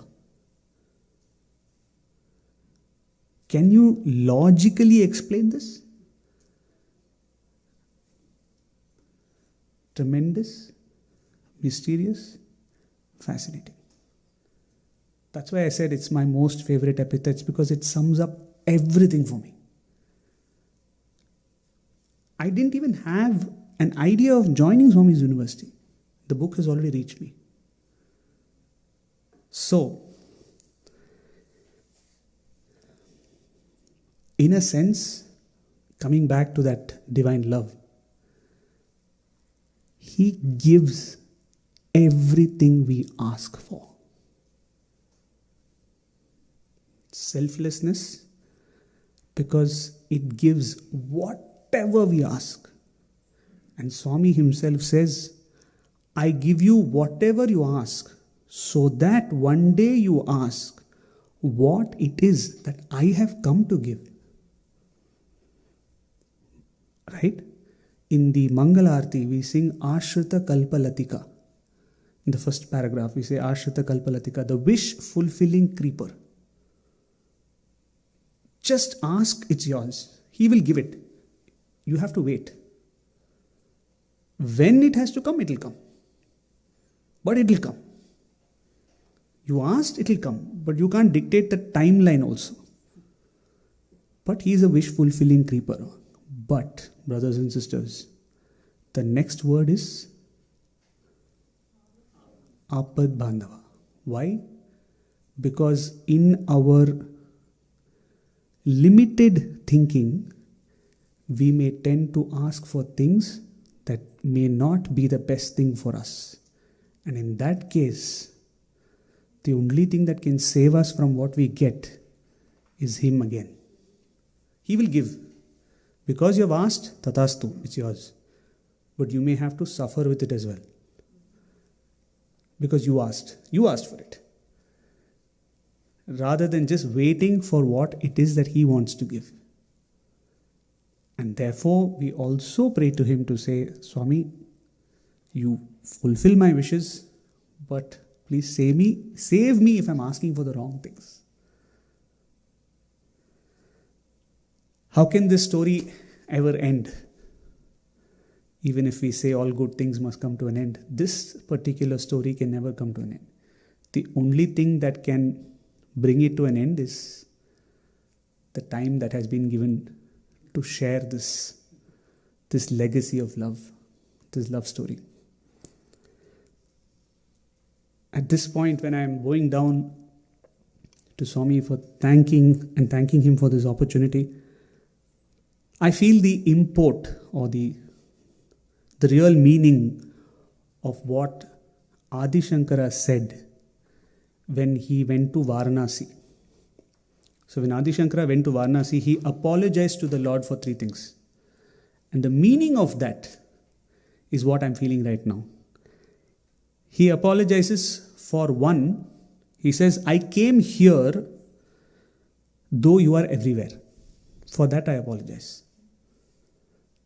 Then he says, I know you are beyond comprehension, but still I try to talk about you. For that I apologize. And then he finally says, I see you as Kashi Vishwanath, though you are everything. I see you in this form, even though you are everything. And for that I apologize. Like that, like I said, I feel the meaning of that when we come away from Prasanthi Nilayam. We realize his love is something that is so expansive. We realize he's everywhere. His love is with us, protecting us and guarding us every single moment. So with these few words, I thank you for this opportunity to reflect on some of these beautiful moments between the Lord and His devotee that I have had the opportunity to share with you. Tu Madhyam. One more meta story you have to share, please. I don't know how many of them know. Okay. It's interesting you say this. Again, I don't believe in coincidences. You can check my script. It's there in my script. It was there Okay. in my mind for a long time. Yeah, so it's there in my script. I skipped it only because of paucity of time. And in Syracuse on Saturday, when I finished, one gentleman got up and said, please tell that story. And then he added, please tell that story in every satsang that you go in US. Okay?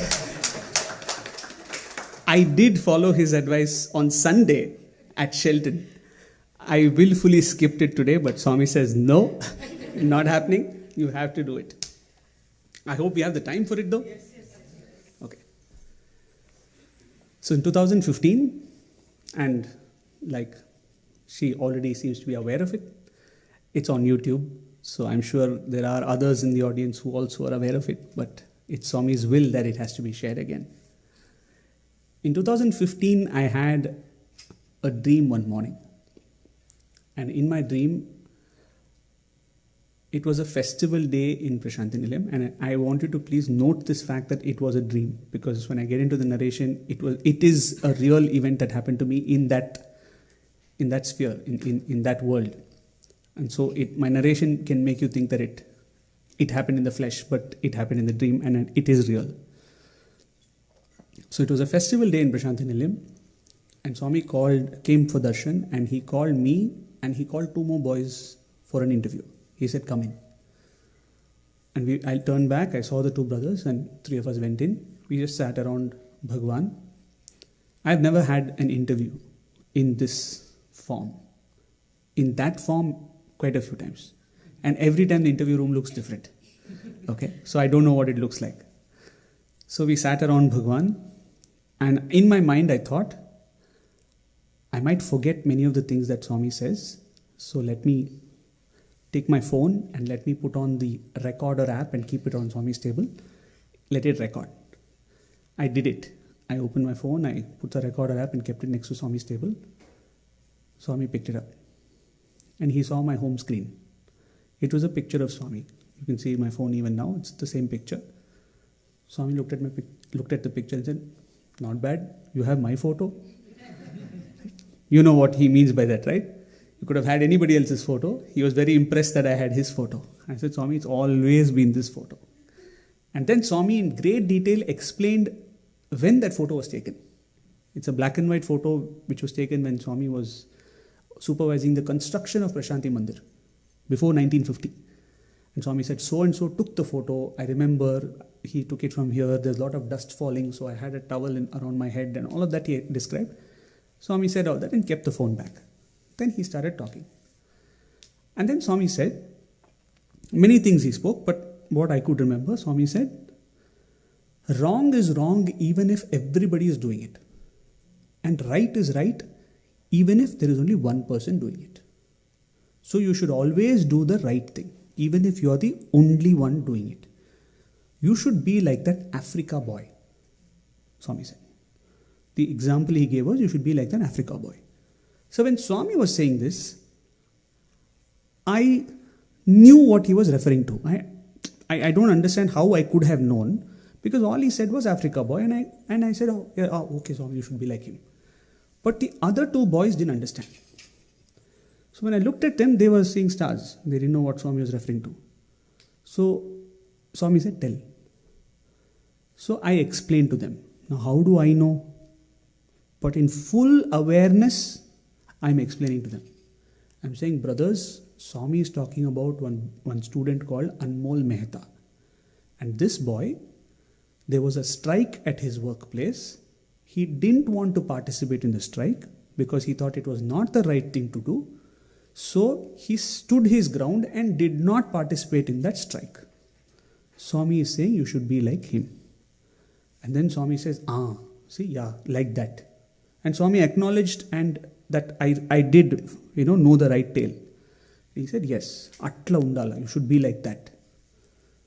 It carried on.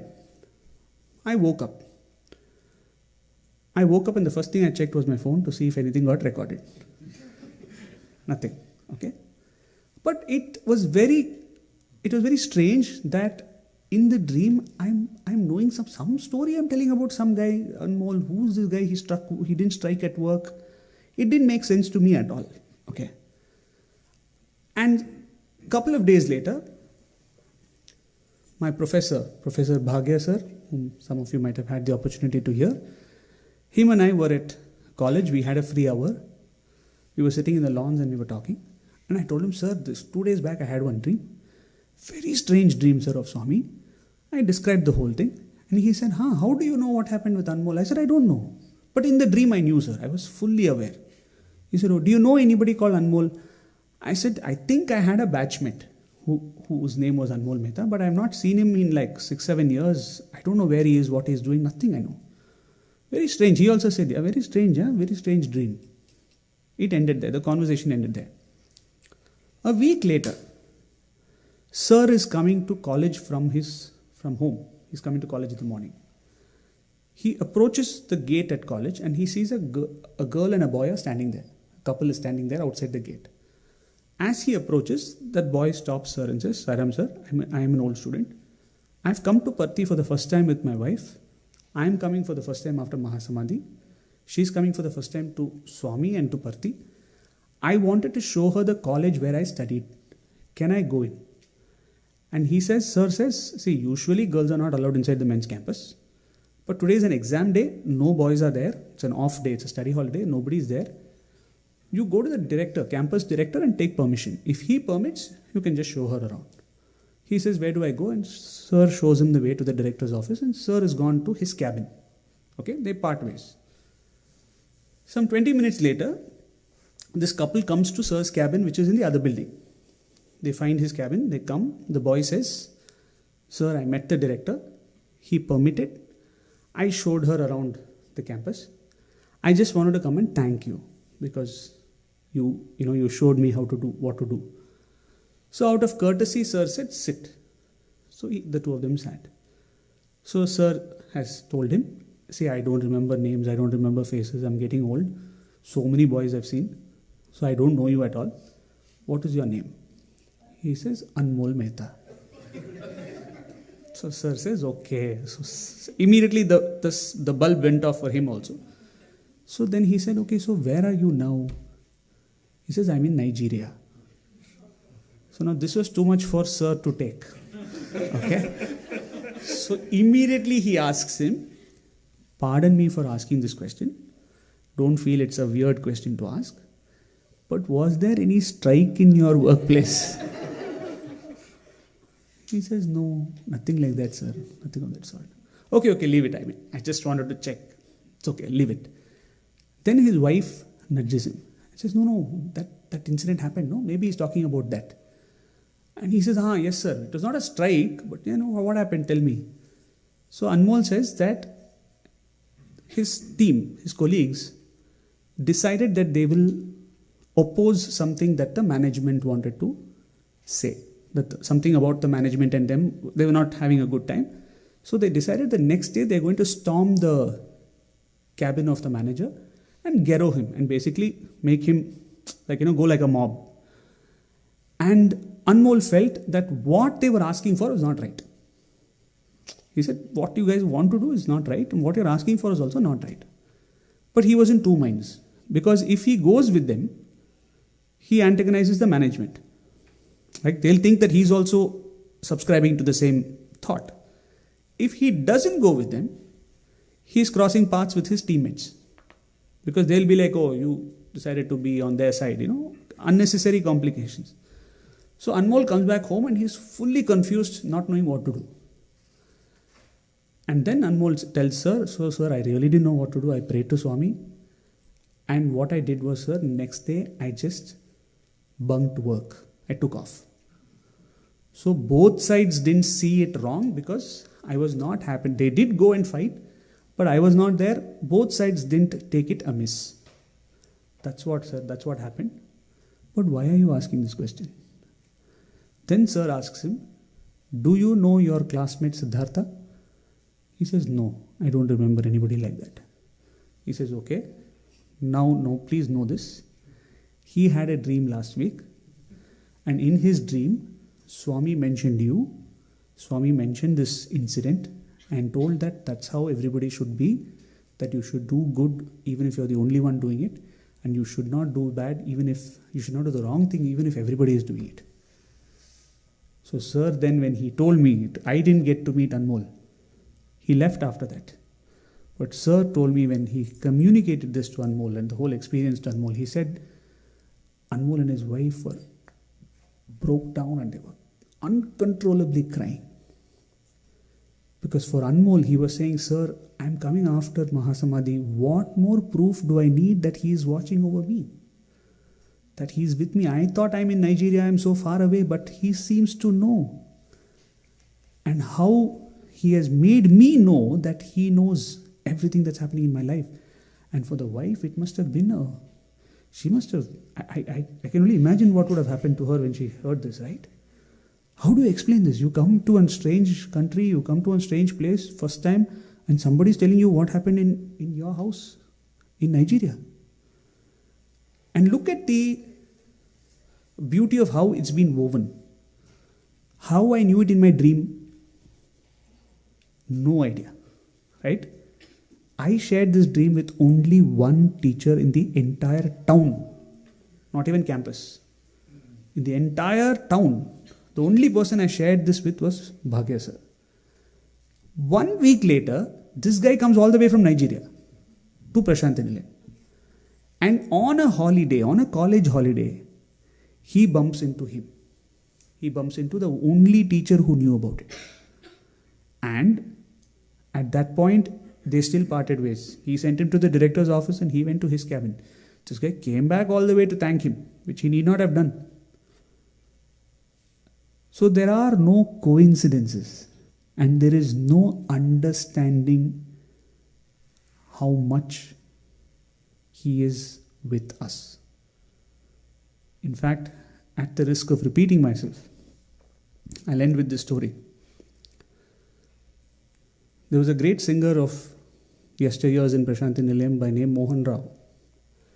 And before he came and settled down in Prasanthi Nilayam, he was in the outskirts of Chennai and they used to do bhajans in his house very diligently every week, for many years. So one time when he comes to Prasanthi Nilayam and Swami calls him for an interview, he asks Swami, we've been doing bhajans at home. Every week without fail, we've been doing bhajans. How do we know your presence is there? And then Swami asked him, 2 weeks ago, when it was just about half an hour before bhajans, there was a heavy shower. And you were worried that the regular flower vendor who would cycle home and deliver the garland may not come because it is raining. You were worried about that. And someone came and handed over a packet of the garland, a cover with the garland. And you thought that regular fellow must have sent this guy. Without thinking, you took the garland and went in and you started bhajans. Is it not so? He says, yes, Swami. Who do you think came and gave the garland? Now he got his answer, that Swami's presence. But let's just pause and try to understand this. The first mysterious thing about this is that he came and delivered the garland for what? Where does the garland go? To him. He came and delivered a garland that is going to be offered to him. He came and delivered it. Second thing, till the time Mohan Rao Garu asked Swami, how do I know your presence is there? Swami did not talk about it. When he entered, it was not like Swami straight away told him, 2 weeks back I came to your house, you didn't recognize me. It was not that. When asked, how do I know your presence is there? As a matter of fact, he just said, 2 weeks back I came and delivered garland. No, what more do you want? So I thought to myself, how often do we recognize His presence in our lives? Because He's not going to advertise it. He's not going to go tom-tom about it. He's not even going to come and tell you, I did this for you. Because that's the nature of divine love. It is selfless. He's not going to come and say, I did this for you. But when asked, He said, see what I did for you. And that was also just to tell Him the answer to what He asked. How do I know you're there? This is a proof for that I'm there. So I asked myself, am I recognizing His presence in my life enough? Because we don't know. He's still doing it. He's changeless. He's still doing it for each and every one of us. I'll end on a lighter note. A very similar question was posed by Professor Kasturi to Swami. Because he used to get a lot of letters from devotees about what miracles would happen in their centers and homes, and some of which would get printed in the Sanatana Arati of those years when he was the editor. So it seems one day he asked Swami, he said, Swami, I read so many letters. So much of your manifestation and presence is there everywhere, Swami. I get it from North India, I get it from South India, I get it from abroad. But Swami, when you're physically not there, but they are saying they had your presence. Somebody says Vibhuti came, somebody says the garland was swaying, somebody says the garland snapped. But Swami, when you are not in Prasanthi Nilayam, we all do bhajans in the Mandir. We never feel your presence. Somewhere they're feeling your presence, Swami, in Prasanthi Nilayam we're not feeling. And Swami snapped back saying, that's because when you all are doing bhajans when I'm not here and you're doing bhajans in my absence, you're only looking at the clock to see if it's time for Arati or not. There are two sides to that. One is he's telling us, when you're doing bhajans, what is your focus on? Are you thinking of me or are you thinking of the time? But in that answer, also he showed his presence by saying, I know what you do, you're looking at the clock. How do you know that? Because I'm there. Right? So we can never understand this phenomenon called Sri Sathya Sai. All we can do is experience Him and look to experience Him. Look to find avenues by which we can experience Him. We can experience Him in seva, we can experience Him in bhajans, we can experience Him in reading Sai literature. And Swami says, the example Swami gives is, God cannot be understood. He can only be experienced. And he says, when you are given a Mysore pak, you don't ask the size, the weight, the color, the composition, how much ghee, how much sugar. You don't understand it. Put it in your mouth and experience it. Taste the sweetness and experience it. That's the best way to deal with Mysore pak. God is no different. The only way we can love Him is by experiencing Him. And with that, I will close this talk and thank all of you from the bottom of my heart for this opportunity to once more think about Swami and His love for us. Om Jai Jagadish Hare Swami Sathya Sai Hare Bhakta Jana Samrashaka Bhakta Jana Samrashaka Bhakti Maheshwara Om Jai Jagadish Hare Shashi Bhagana Shri Kara Sarva Pranapade Swami Sarva Pranapade Ashrita Kalpalajita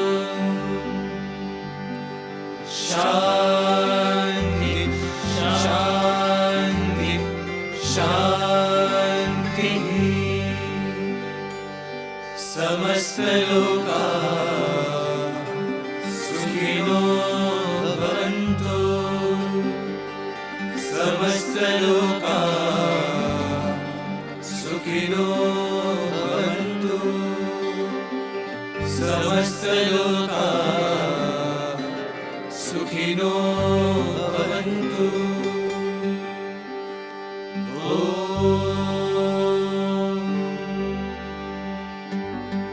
शान्ति शान्ति शान्तिः। जय बोलो भगवान श्री सत्य साई बाबा जी की जय।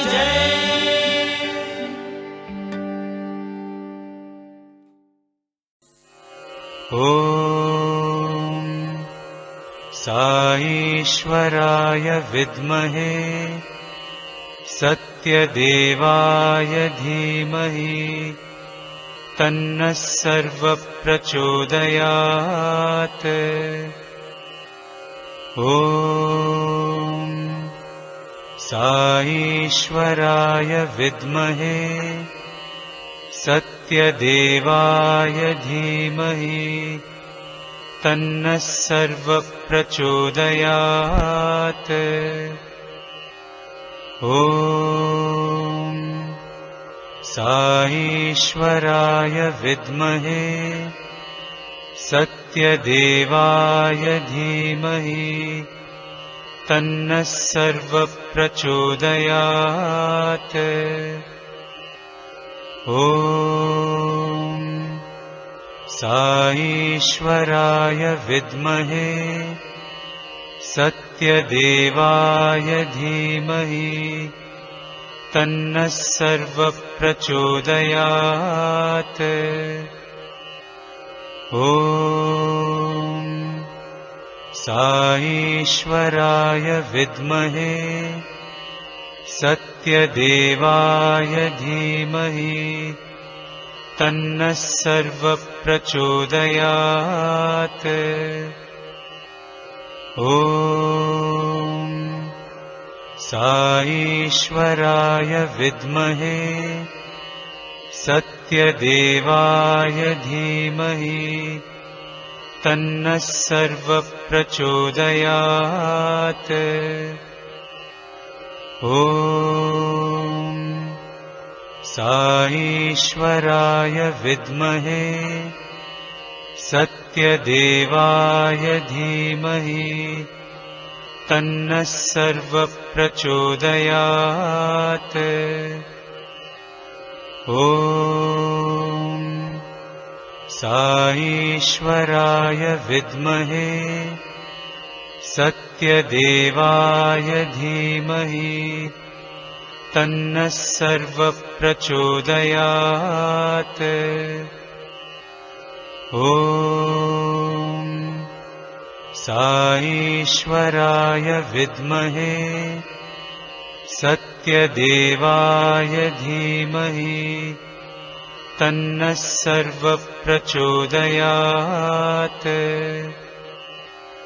ॐ